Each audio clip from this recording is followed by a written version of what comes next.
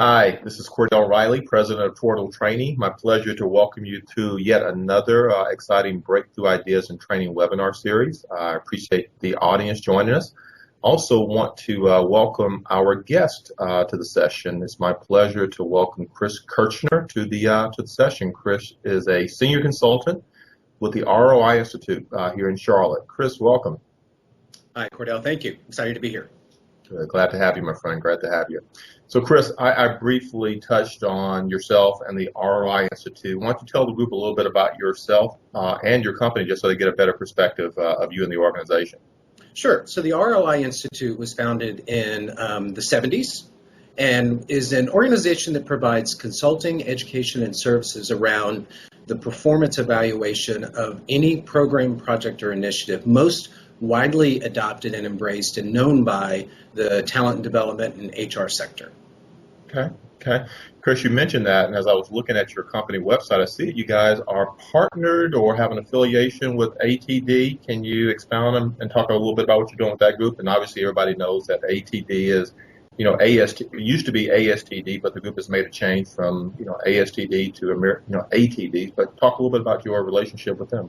Sure. So very much integrated with some of their programs. We actually facilitate and provide educational materials, have collaborated and co-authored books with ATD, and there's a long-standing relationship there. And again, ATD is actually, when it was ASTD, was one of the first organizations to publish Jack Phillips' methodology. And that's how it essentially got its launch into the training and development group, and since has been embraced worldwide. Okay, good deal.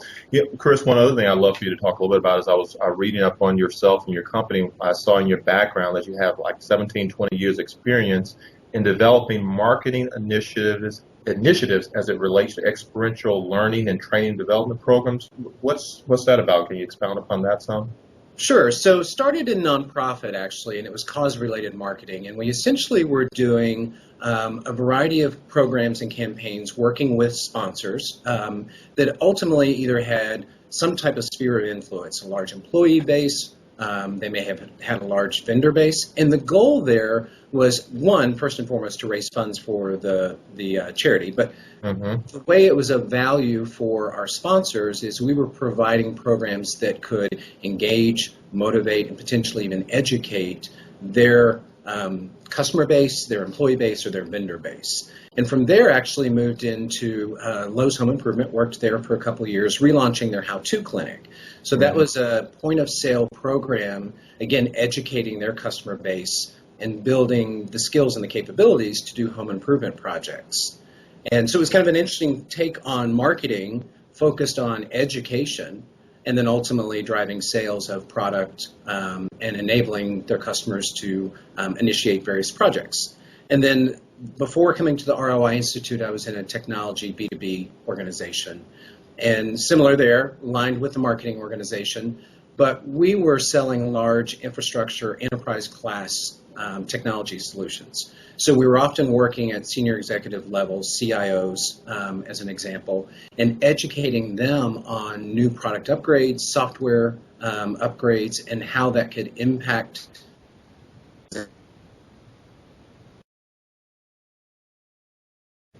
them on add value back to their organization. Okay.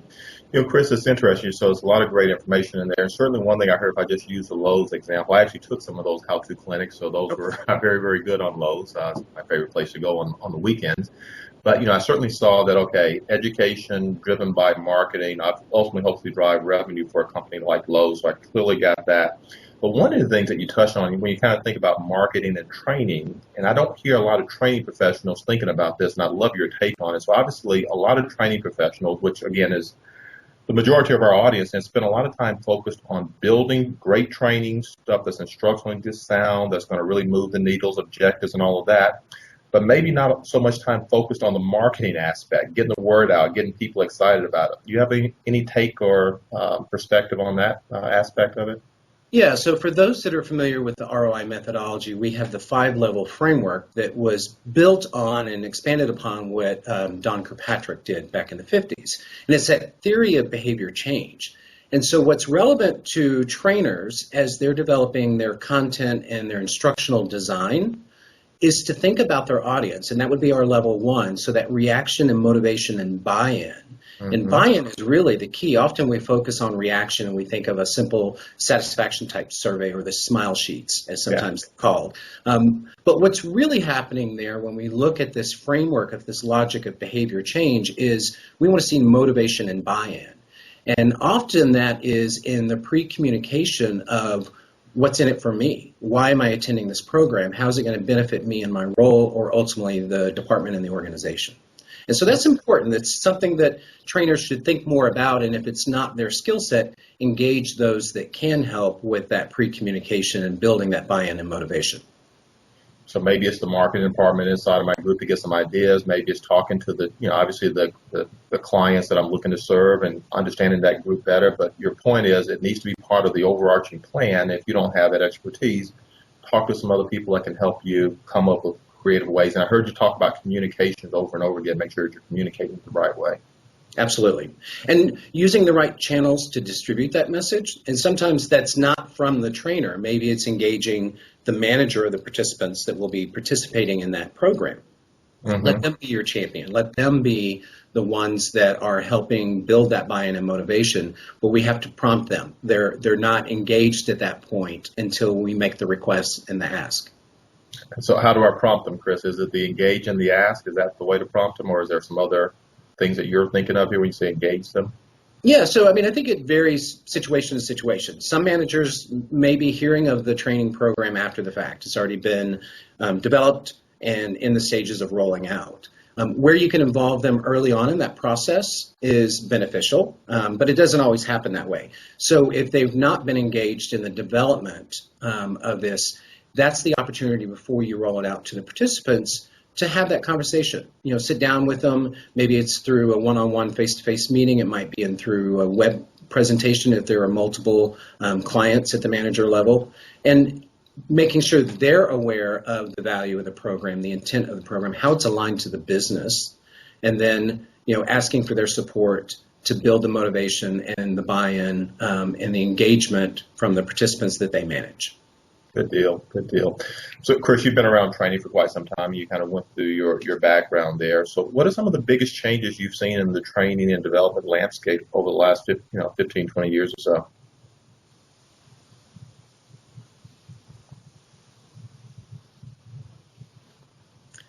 I'm sorry, Cordell, I didn't hear that last.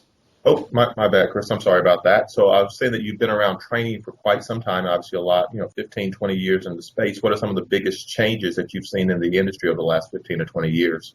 Great question. And of course, it's where we work. But what I'm seeing and what is consistent in the various publications for this industry, what we're seeing in different conferences, and just feedback from those clients that we work with is accountability.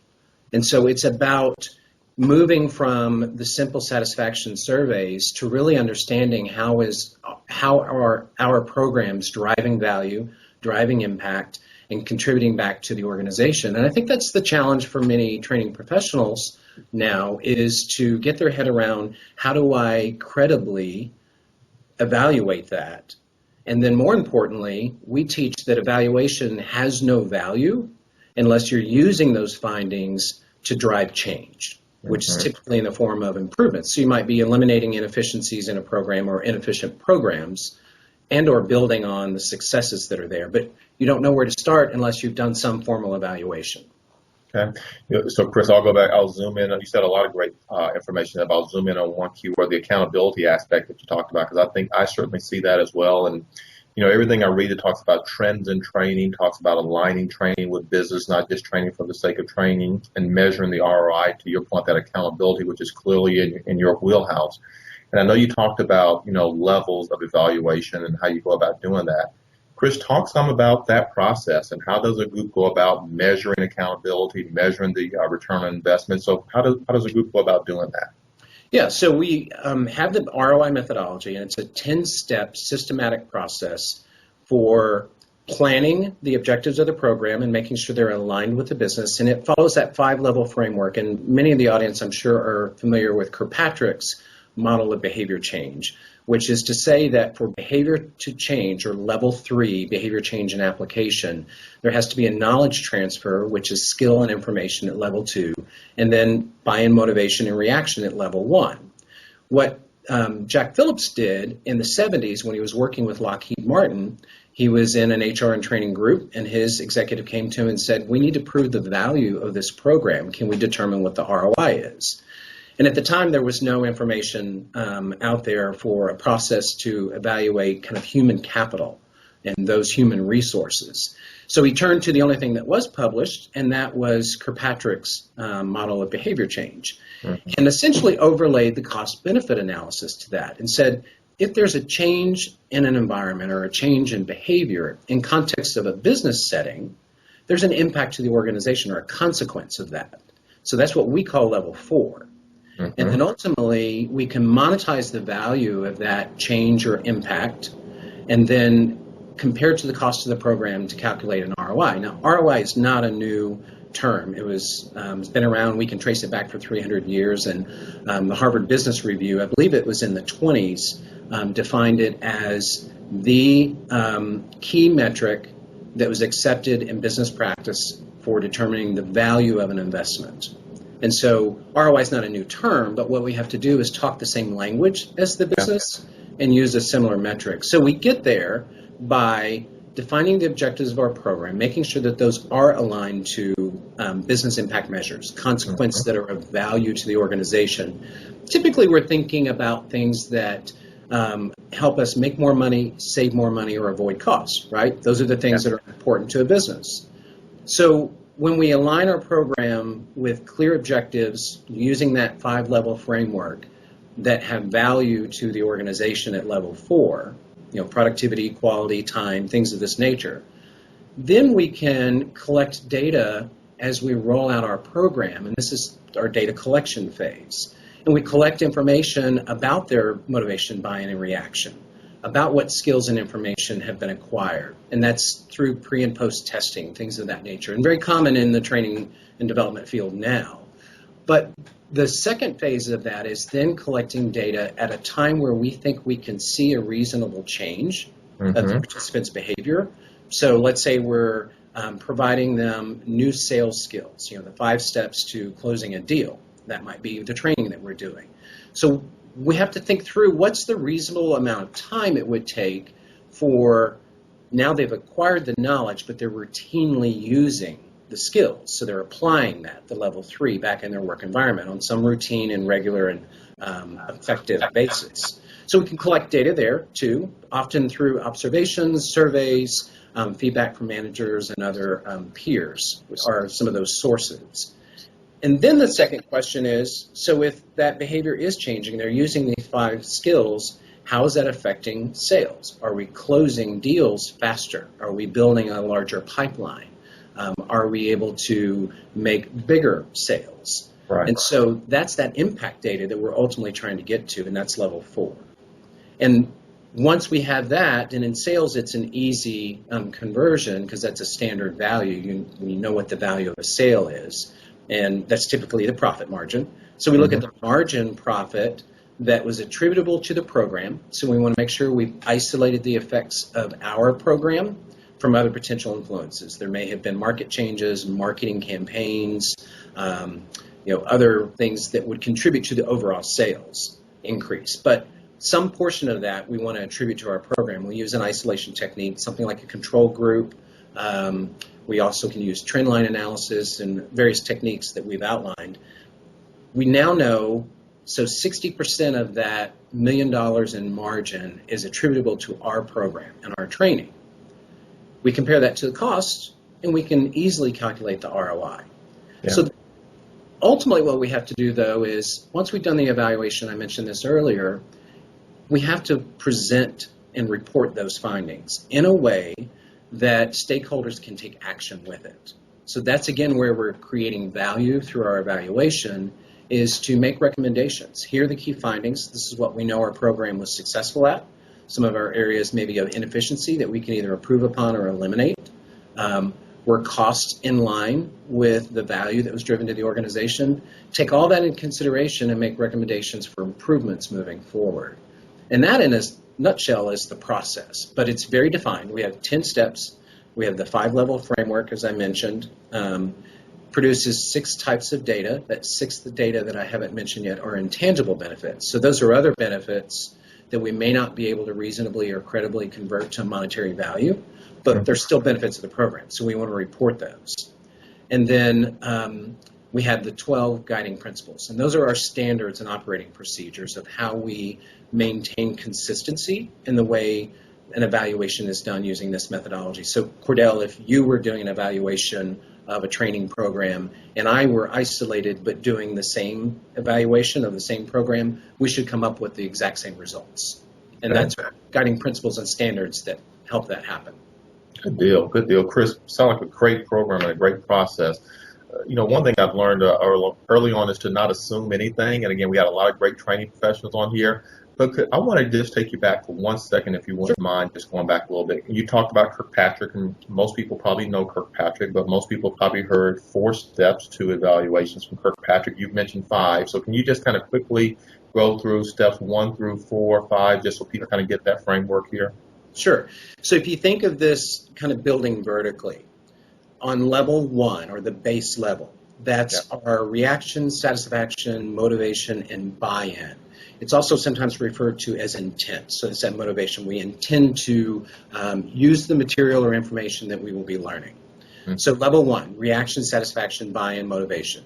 Level 2 is all about skills and knowledge. And this is where our training and development field really plays heavily in the instructional design, content development. So we want to make sure that we are also evaluating how effective were the materials, the facilitator, and a variety of other things that go into that knowledge transfer. So that's level 2. Mm-hmm. Level 3 is then the application and behavior change. So what are the participants being asked to do as a result of this program, project, or initiative? So it's the behavior that we expect to see as a result of their participation. Level 4 then is what's the consequence or the impact of that behavior change, typically in terms of business metrics. So we're looking for improved quality, reduced time, more output, more widgets, more sales, whatever it may be. But what are the business metrics and the consequences of the behavior change from their participants based on the knowledge that they had and their motivation to do so? Mm-hmm. And then ultimately, we calculate the value of that level 4 impact compared to the cost, and that's what we call level 5 ROI. Super, super. Great overview, Chris, and I'm sure that was helpful for many people on the session today. So, Chris, you talked about a very detailed process that you guys have at the ROI Institute, and I'm sure that, if somebody's getting ready to start a new training program or something they want to make sure they are evaluating the right way, they can certainly reach out to you and you can help them with it. But if I was getting ready to, I'm on this session today and I've heard Chris talk about this, and I want to make sure that I'm starting with great objectives, I'm asking the right questions, and that I'm measuring on the back end. What simple things would you encourage or counsel people on this call to just think about these before you get ready to just jump into your next training program? Again, I'm sure they can call you and you can help them with it, but what tips would you just share with the audience here? So I think it's important to understand that what's driving the interest of executives to be looking at training programs and HR programs and other initiatives from the perspective of ROI. So when we think about the traditional investment, so ROI is more commonly applied to things like capital investments, equipment, technology, sometimes buildings, things of that nature. But we are now seeing a significant increase in the proportionate amount of expenses that an organization has in human capital development. So what we're seeing now is approximately 15% of their overall expenses are capital expenses, but 85% are falling in that human capital, hiring of staff, developing of staff, benefits, and so on, that kind of fall in that soft category data or soft data category of sort of human element and human capital. But because that's a larger portion of expenses, there's now more emphasis on how are we making sure we're driving value with those investments. So the ultimate question or tip that I would leave with the audience today is to be proactive. even if they're not being asked at this point to drive or measure the value of their programs in terms of ROI or impact, be sure to ask the question, what's the accountability and the expectation? How are we measuring success? And that will give a good insight to the person that's responsible for the program of what are their executives expecting. And sometimes there's an assumption that that evaluation or some evaluation approach is being done. And at the time that it's realized that it's not, it's too late. And that's when we're in a reactionary situation that is not comfortable or fun to be in. Because now, at that point, they're questioning the value. And sometimes at that point, they start looking at cutting costs. So we want to be perceived as an investment. Investments are allocated, costs are cut. And so ask the question, how are we measuring success? That's a great tip, Chris. And that certainly if you do that, I mean, to your point, it's definitely moving training from what is thought of in the past, just a cost center that's going to cost us money, as opposed to this is a real key integral part of our business that's going to help us move forward. So great information, great information. So Chris, I've certainly learned a lot from this session. I found it very helpful and very informative. I'm sure our audience has. I think you had a offer that you wanted to share with the audience today if they wanted to partake in that. Can you share that with the group here? Absolutely. So I encourage people to go to our website. There's a variety of resources that are free, and there's some great books. If you're a member of ATD, you can also order the books through their library, but they're readily available on Amazon, our website, and through ATD. There's over 80 different books that are available. But one of the things that we really have a passion about is helping people build the capabilities and skills to be able to not only improve their program, but ultimately evaluate their program at multiple levels, and ROI being one of those.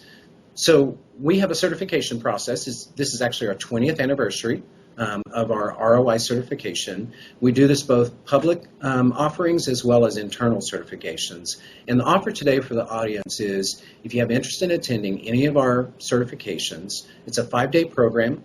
And then one of the real values of this is following the 5-day pretty intensive education, you then have a virtual coach that helps you complete your first impact study and then earn that CRP, or Certified ROI Professional designation. And so the offer for the audience is if you're interested in attending that in any of our U.S. public locations, and those dates and information are available on our website at the roiinstitute.net, we are offering a 10% discount on the certification for those that have attended today's session or viewed this webinar.